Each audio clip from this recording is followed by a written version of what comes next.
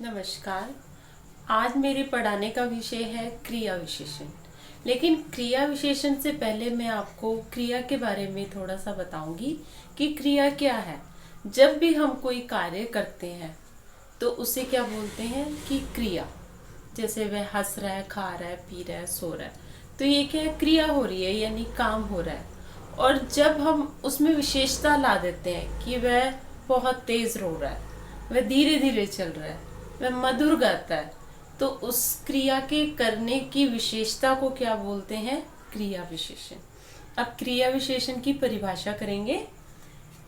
जो अविकारी शब्द क्रिया की विशेषता बताते हैं उन्हें क्रिया विशेषण कहते हैं। वही मैंने आपको बताया, जैसे धीरे, तेज, यहाँ, कब, शीघ्र आदि। अब क्रिया विशेषण के कितने भेद होते हैं? क्रिया विशेषण के 4 भेद होते हैं। कौन कौन से? पहला कालवाचक, स्थानवाचक, परिमाणवाचक और रीतिवाचक। कालवाचक क्रिया विशेषण उसे कहते हैं जिसमें हमें काल का पता चले, मतलब समय का पता चले। कल, परसों, प्रतिदिन, प्राय, कभी कभी। जैसे मैं आपके घर प्रतिदिन आता हूँ, मैं आपके घर कल आऊंगा, मैं कल दिल्ली जाऊंगा, ठीक है। तो ये क्या है, हमें बता रहा है कालवाचक क्रिया विशेषण। कब, परसों, प्राय, दिन, प्रतिदिन, परसों, प्रतिदिन, ठीक है। ये सारे क्या हो गए, कालवाचक क्रिया विशेषण। आगे है स्थानवाचक क्रिया विशेषण, जिससे हमें क्रिया के किसी स्थान का पता चले, उसे कहते हैं स्थानवाचक क्रिया विशेषण। जैसे दाएं बाएं, ऊपर नीचे, अंदर बाहर, जैसे भीतर बाहर, आगे पीछे। दिशाओं का भी बोधो में पूर्व पश्चिम उत्तर दक्षिण, तो उसे क्या बोलते हैं, स्थानवाचक क्रिया विशेषण। सूर्य पूर्व से उगता है, ठीक है।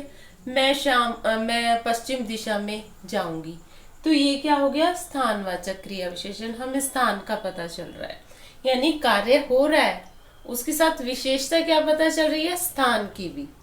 उसके बाद है परिमाणवाचक क्रिया विशेषण। परिमाणवाचक क्रिया विशेषण होता है जिसमें हमें मात्रा का पता चले। क्रिया विशेषण की किसी संज्ञा सर्वनाम की मात्रा का पता चल रहा है, जैसे कम, ज्यादा, बहुत, अधिक, थोड़ा। ये सारी चीजें क्या है, परिमाणवाचक क्रिया विशेषण। जैसे वह बहुत खाता है, तुम कम खाया करो। वह बहुत खाता है, तुम कम खाया करो। बहुत मोटी है, वह बहुत छोटी है। वह कम पतली है, ये वह उसका कम कद है। कुछ भी, मतलब जब हमें परिमाण यानी मात्रा का पता चल रहा है तो वो क्या है, परिमाणवाचक क्रिया विशेषण। आखिर में है रीति। रीति मतलब ढंग। जब हमें क्रिया विशेषण के रीति का पता चल रहा हो, मतलब ढंग का पता चल रहा है कि कार्य किस तरीके से हो रहा है, किस ढंग से हो रहा है, तो वो क्या हो गई, काम करने की रीति हो गई।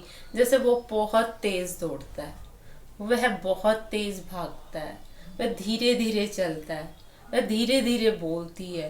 तो ये क्या है, उसकी रीति पता चल रही है कि उसके काम करने की रीति क्या है, उसका ढंग क्या है, तो वो क्रिया विशेषण है, उसकी रीतिवाचक क्रिया विशेषण।